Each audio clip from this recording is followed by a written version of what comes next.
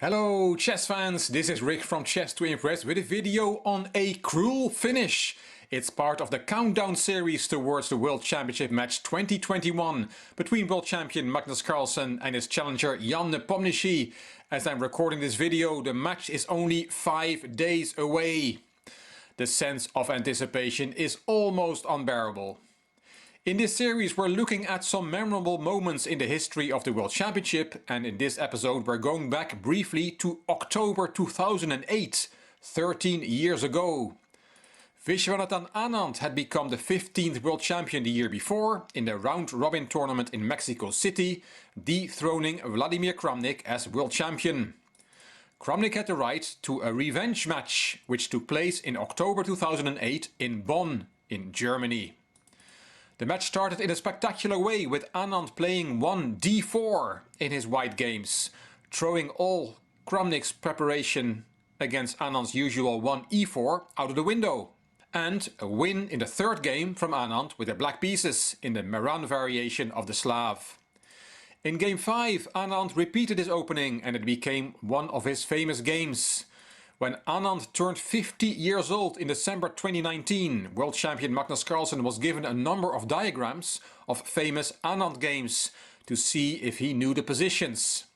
One of the positions he was shown was from game 5 from this match. Carlsen recognized it immediately. Let's have a look at a short clip from the Chess Base India YouTube channel. This one is easy against Kramnik, 93, resigns.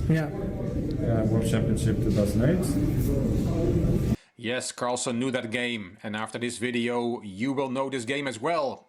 The position on the board is after rook c5 to c3 on move 28 from black, which was Anand. Kramnik had the white pieces. Material is equal and the position is in the balance. But here Kramnik made a blunder. He took on d4. Yes, that's hanging a piece, hanging that knight. That is not a blunder, as Kramnik will get the piece back, but Kramnik had not looked far enough. Anand's second, Peter Heine Nielsen, who is now Carlsen's second, analyzes this game in the magazine New in Chess and says Kramnik played it after a minute with 15 minutes on the clock. Kramnik must have thought that Anand was hoping to save a difficult rook ending. We'll see that variation in a minute. Queen h5 was the alternative for knight takes d4, and that still looks decent for white, but black is definitely comfortable, writes Nielsen. But knight takes d4 was played and that piece was taken. Rook d1, and that's attacking the knight through the queen. Knight f6 is the only move, counter-attacking white's queen, the only move not to get into a bad position. Rook takes d4 and knight takes g4, the queens were swapped, and then white wins the piece back with rook d7 check, with a rook fork, protected by the bishop on b5. King f6 and white regains the piece, but his king is now being killed by black's remaining pieces, and Kramnik had not seen that from afar. Anand had spotted it, rook c1 check. Bishop f1 is the only legal move, and now knight e3, the move that Carlsen had to find, and he remembered it straight away in 2019. Kramnik may have thought that Anand would go for this line, taking on h2. King takes, rook takes, and then f3, and this is a very good rook endgame for white. White has winning chances. But after knight e3 it is black who is winning. It's a beautiful knight sacrifice. You really have to take it, and then there is f takes e3, and here Vladimir Kramnik resigned on move 35. Nielsen writes a cruel end to an exciting game. There's really nothing to play for anymore. If you push the pawn, for example, then there is e2. The bishop is pinned, king f2, and black wins by promoting to a queen. The only move to play on after f takes e3 is rook c7. Giving up on that rook. Black has to take, and then g3, rook back to c1, king g2, rook c2 check, king f3, and after rook f2 check, black will also win the bishop.